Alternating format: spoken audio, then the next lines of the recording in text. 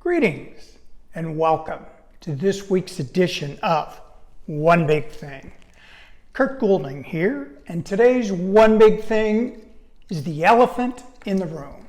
Actually, there's several, so we'll try and cover as much as we can in the short time here. Now, first off, the single most important thing for the next 2 days, it's the Kansas City Royals.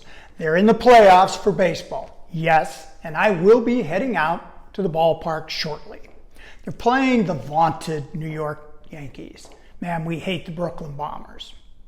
This is the first time since 2015 that the Royals have been in the playoffs. And that year, they won the World Series. I have a good feeling about the boys in blue this year. They came back from losing 106 games last year to winning 87 this year. Big turnaround, big turnaround. Now, I also want to remind you, look, we got to wake up to the fact that the clowns with the fancy computers and sophisticated trading programs, they don't know squat. I'm sure they're clueless as to what a soybean looks like or what it's used for, or how about a coffee bee? And where that cherry comes from and the whole they're clueless, but they got a high-powered algo trading system. Now, got to remind you of a few things. First off, every ship that ever sank had a drawer full of charts and graphs. And if your system for trading works, obviously you haven't used it long enough. And here's something else that's been underneath this market pushing it up is weather. And all a weather market is the perceived possibility of a potential problem. What's going on in Brazil? Oh, wait a minute.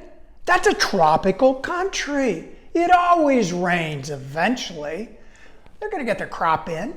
And oh yeah, the forecasts have changed for more rain. Look, at the end of the day, it's always, and did I say always? It's about supply. How much is there? And demand. How much is wanted? If I don't drink coffee, there's no demand. And so we look at that, and then how are supply and demand influenced by stupid, idiotic government policy? And weather. How does weather impact the production or distribution of the crops? That's it. It's simple. Don't make it any more complicated than it is. Now, right now, we have a massive crop, great harvesting weather, and farmers that got caught long old crop corn and the new crop that's coming in. So any dead cat bounce rally, they're there, they're hitting it. This market's going to go lower. Now, something else that we got to get in our mind, and it's still about supply and demand. China, our great savior for buying everything. That country is imploding economically. Several weeks ago, they got a great idea. Hey, we need to just throw money at everything and life will be great. Oops. Yeah, they got a bit of a dead cat bounce in their markets. They came back from holiday and soybeans were 70 cents lower their first day back. They have a massive debt problem. They've got a debt problem in all their commercial real estate, the residential real estate, the local governments, and that all comes back to the national government.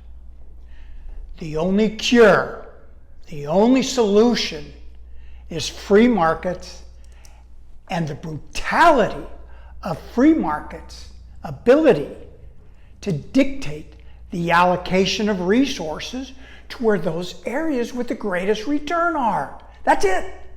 That way, prosperity will happen. People will need to be self-reliant, not looking for the big teat of the government to, oh, Mr. Government, take care of me.